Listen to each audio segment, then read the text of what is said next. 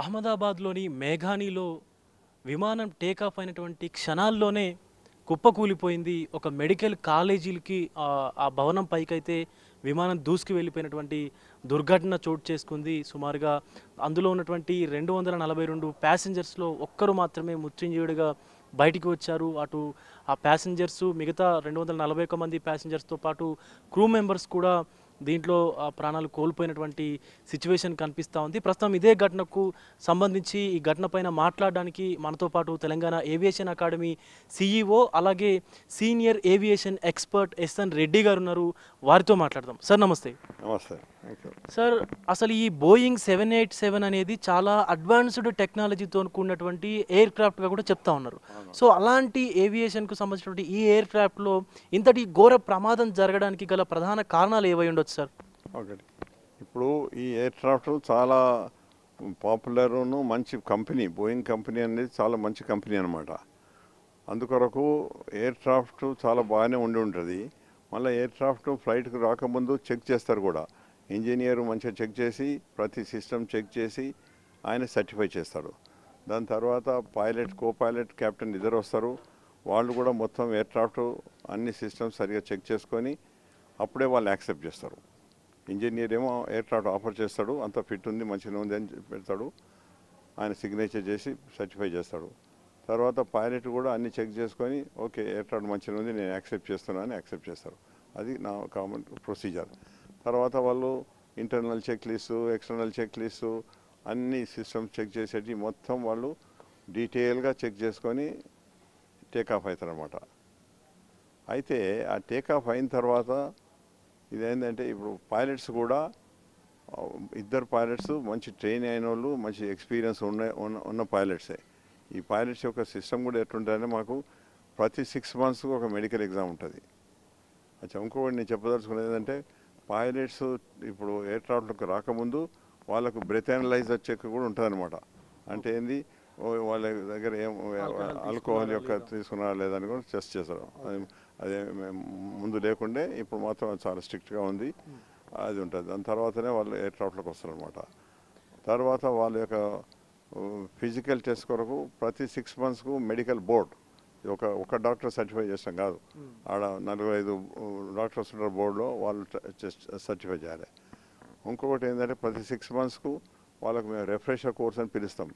Refresher కోర్సులో ఏం చేస్తామంటే ఈ లేటెస్ట్ ఇంకేమన్నా అడ్వాన్స్మెంట్ వచ్చిందా, టెక్నాలజీ వచ్చిందా, ఏమైనా చేంజెస్ వచ్చినా. ఇప్పుడు ఒక ఎయిర్పోర్ట్ పోతే ఎయిర్పోర్ట్ దగ్గర ఏదైనా ఓ టవర్ కన్స్ట్రక్షన్ అయిందనుకోండి, లేకపోతే ఎయిర్పోర్ట్ దగ్గర ఏదైనా పెద్ద బిల్డింగ్స్ వచ్చినాయి అనుకోండి, అట్లా ఆ మ్యాప్లో ఏమైనా చేంజెస్ ఉంటే అటువంటి వాటి కొరకు కూడా మేము ట్రైనింగ్ ఇస్తాం ప్రతి 6 monthsకి ఒకసారి.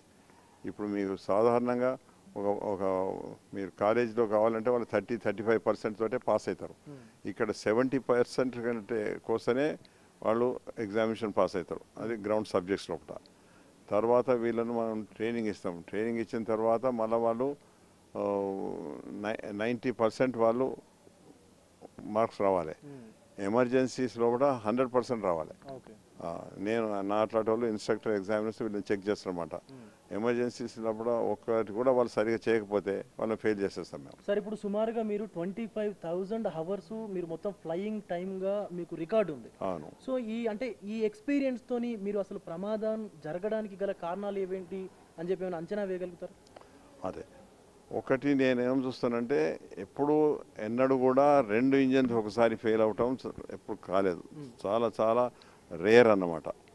దాని కొరకు రీజన్ నేను ఏమనుకుంటున్నా అంటే ఏదైనా ఫ్యూయల్ యొక్క కంటామినేషన్ ఏమైనా ఉండేది ఉంటే దేర్ ఇస్ ఎ పాసిబిలిటీ.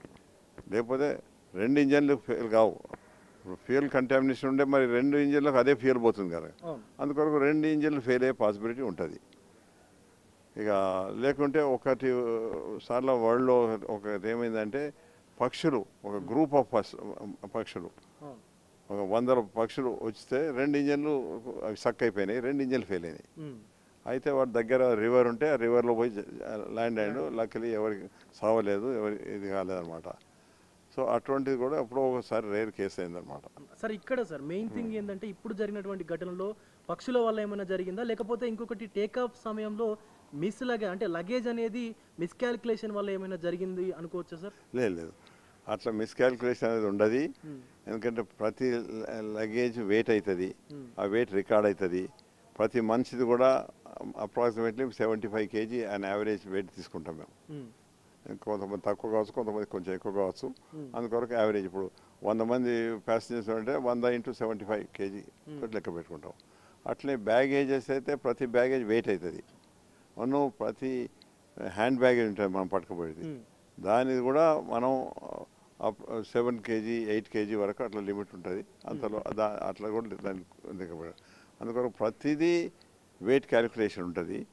ఇప్పుడు ఒక ఎయిర్క్రాఫ్ట్ ఉందనుకోండి, దానికి 52 tons కావాలి. 52 tons మ్యాక్సిమం వెయిట్ ఉంటుంది. అయితే దానిలో ఇది ప్యాసింజర్ వెయిట్, మన బ్యాగేజ్ వెయిట్, ఇంకేమైనా కార్గో ఉంటుంది అనుకోండి, న్యూస్ పేపర్స్ ఉంటాయి, ఇంకేమైనా మనం ఏమైనా సామాన్ తీసుకుపోతుంటాం, ప్రతిదీ వెయిట్ అవుతుంది అన్నమాట. అందుకొరకు అది ఓవర్ వెయిట్ తోటి యాక్సిడెంట్ అయిందని కాదు సార్. ఇప్పుడు గతంలో మీరు HS-48కి కానీ, అలాగే బోయింగ్ 737కి కానీ, అలాగే ఎయిర్బస్ A300కి కానీ ఎగ్జామినర్గా పనిచేశారు. అవును. సో ఇప్పుడున్నటువంటి ఈ సిచ్యువేషన్లో అసలు మెయిన్ థింగ్ ఏంటంటే ఫ్యూయల్ కంటామినేట్ అవ్వడం వల్లనే కావచ్చు. Only probable cause only we can say. So మనం ఎలా తెలుసుకోవచ్చు సార్ అసలు ఈ ప్రమాదానికి సంబంధించినటువంటి ఘటన జరిగిందని ఎలా ఆ ఘటన అయిన తర్వాత దాంట్లో మనకు కాక్పిట్ వాయిస్ రికార్డర్ అని ఒకటి ఉంటుంది. ఇంకొకటేమో అది DFDR అంటారు, డిజిటల్ ఫ్లైట్ డేటా రికార్డర్ ఉంటుంది. దాంట్లో బ్లాక్ బాక్స్ అంటారు. దానిలో అన్ని డీటెయిల్స్ ఉంటాయి అన్నమాట. ఆ డీటెయిల్స్ ఇప్పుడు సాధారణంగా సముద్రం మీద యాక్సిడెంట్ అయితే, పర్వతాల మీద యాక్సిడెంట్ అయితే ఆ ఎక్విప్మెంట్ దొరకడానికి టైం పడుతుంది. దొరకవచ్చు, దొరకకపోవచ్చు. కానీ ఇక్కడ మాత్రం ఇది మన ల్యాండ్లో దగ్గర డిస్టెన్స్లో అయింది కనుక అది ఇమీడియట్గా దొరుకుతుంది. అది దాన్ని తీసుకొని, అంటే ఆ ఫైర్లో పడ్డా కానీ ఇవి డ్యామేజ్ కావన్నమాట. నీళ్ళల్లో పడ్డా కానీ డ్యామేజ్ కావు. అట్లా దాని యొక్క కవర్ అంత స్ట్రాంగ్ ఉంటుంది. సో వాటిని తీసుకొని వీళ్ళు ల్యాబ్లో పోయి వాళ్ళు చేయాలి. సో అంటే ఎంత టైంలో దాన్ని రికవరీ చేసేటువంటి సందర్భం ఉంటుంది సార్ ఆ డేటా? నో రికవరీ మనకు కొన్ని ఒక 24 to 36 hours వరకు ఉంటుంది. కానీ ఇక్కడ రికవరీ మనం 15 నిమిషాల్లో కూడా రికవరీ చేసుకుంటాం, దగ్గరనే అయింది కదా. ఆ యొక్క ఫైర్ బ్లాక్ బాక్స్ నుంచి డేటాని ఎంతసేపట్లో రికవరీ చేసుకోవచ్చు సార్? దానికి ల్యాబ్లో పోయి ల్యాబ్లో డీటెయిల్ చెక్ చేస్తాం. కాక్పిట్ వాయిస్ రికార్డర్ అయితే మనకు గంట లోపలనే వచ్చేస్తుంది. కానీ ఈ డిజిటల్ ఫ్లైట్ డేటా రికార్డర్ అనేది కొంత టైం పడుతుంది. ఎందుకంటే దాన్ని ప్రతి సిస్టమ్ది దాన్ని అనలైజ్ చేయవలసి వస్తుంది, దాన్ని చేసుకోవాల్సి వస్తుంది. అది మాత్రం కొంచెం టైం కావచ్చు. అది దానికి ల్యాబ్లో తీసుకుపోయి, ఇప్పుడు ముందేమో మనం ఫారిన్ కంట్రీకి పంపుతాం దాన్ని డీకోడ్ అవడానికి. ఇప్పుడు మన ఇండియాలోనే మన దగ్గర ఫెసిలిటీ ఉంది, ఎయిర్ ఇండియా వాళ్ళ దగ్గర కూడా ఉన్న ఫెసిలిటీ. నేను అప్పుడు మన ఫ్లైట్ సేఫ్టీ డైరెక్టర్ ఉన్నప్పుడు అప్పుడు నేను అటువంటి ఎక్విప్మెంట్ మన దగ్గర తెప్పించినాను. సో ఇప్పుడు అది ఇక్కడనే చేసుకొని మనకు 2 రోజుల్లో కూడా మొత్తం తెలిసిపోతుంది రీజన్. సార్ ఇప్పుడు ప్రధానంగా చాలా వరకు కూడా ఫ్లైట్స్ వాళ్ళు ఆకాశంలో ఉన్నప్పుడు కానీ, మెయిన్ ల్యాండింగ్ అయ్యేప్పుడు కానీ ఇలాంటి ప్రమాదాలు చోటు చేసుకుంటాయి సాధారణంగా. కానీ ఇక్కడ అసలు కేవలం కొన్ని సెకండ్స్ గ్యాప్లోనే టేక్ ఆఫ్ అయినటువంటి కొన్ని సెకండ్స్ గ్యాప్లోనే ప్రమాదం జరిగింది. ఎలా చూస్తుంది? ఇప్పుడు సాధారణంగా రిస్క్ ఎక్కువ ఎప్పుడు ఉంటుందంటే ల్యాండింగ్ అప్పుడు రిస్క్ ఉంటుంది, టేక్ ఆఫ్ అప్పుడు రిస్క్ ఉంటుంది. ఇది టేక్ ఆఫ్ అయిన తర్వాతనే అయిందన్నమాట. అయితే అంత 30 seconds లోపలనే అయింది అని విట్నెస్ ఎవరైతే చెప్తున్నారో, ఎవరైతే ప్రాణంతో వచ్చిన మనిషి చెప్తున్నాడో, అంత తక్కువ టైంలో అయ్యేది ఉంటే మాత్రం ఎవరు ఏం యాక్షన్ తీసుకునే టైం కూడా దొరకదు. అయినా కానీ పైలట్స్కు ట్రైనింగ్ ఉన్నది, అది ఏం ఫెయిల్ అయింది అని కనుక వాళ్ళకి తెలిసేది ఉంటే దానికి ఇమీడియట్గా వాళ్ళు యాక్షన్ తీసుకోగలుగుతారు. కానీ ఎక్కువ టైం లేకుండే, అందుకొరకే నాకు ఇంకొకటి కూడా ఏమంటుండంటే, ఆయన ఆ ప్యాసింజర్ స్టేట్మెంట్ ఇచ్చిందిగా అంటే దేర్ వాజ్ ఎక్స్ప్లోషన్, పెద్ద నాయిస్ తోటి ఎక్స్ప్లోషన్ వచ్చింది, తర్వాత కింద పడ్డది ఎయిర్క్రాఫ్ట్ అంటుండు. అట్లా ఏంటంటే మాత్రం మనది ఏదైనా సాబిటేజ్ కావచ్చు, వేరే వాళ్ళు ఏదైనా బాంబు అట్లాంటి ఏమైనా పెట్టవచ్చు.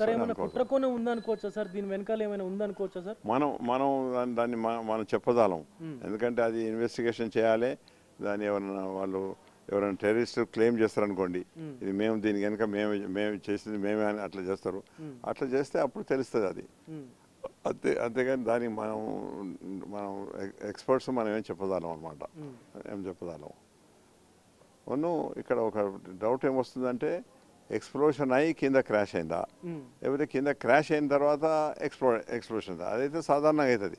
కింద క్రాష్ అయిన తర్వాత ఆ ఇంపాక్ట్ తోటి ఇది వచ్చేస్తుంది. వచ్చినప్పుడు అందులో ఫ్యూయల్ ఉంటుంది కనుక ఆ రబ్బింగ్ తోటి, ఎందుకంటే స్పీడ్ తోటి కింద పడుతుంది కనుక రబ్బింగ్ తోటి ఫైర్ వస్తుంది. అంటే టేక్ ఆఫ్ అయినటువంటి కొద్ది క్షణాల్లో కాబట్టి ఫుల్ ఆఫ్ ఫ్యూయల్ తో ఫుల్ ఫ్యూయల్ ఉంటుంది. అదే కనుక మనం ఫ్లైట్లో ఉన్నప్పుడు ఏదైనా ప్రాబ్లం వచ్చేది ఉంటే, ఇంజన్ ఫెయిల్ అయింది అనుకోండి, ఇంజన్ మీద ఫైర్ వచ్చింది అనుకోండి, అటువంటి టైంలో మనకు ఈ మోడర్న్ ఎయిర్క్రాఫ్ట్ లోపల ఫ్యూయల్ ఎజెక్షన్ సిస్టమ్ ఉంది.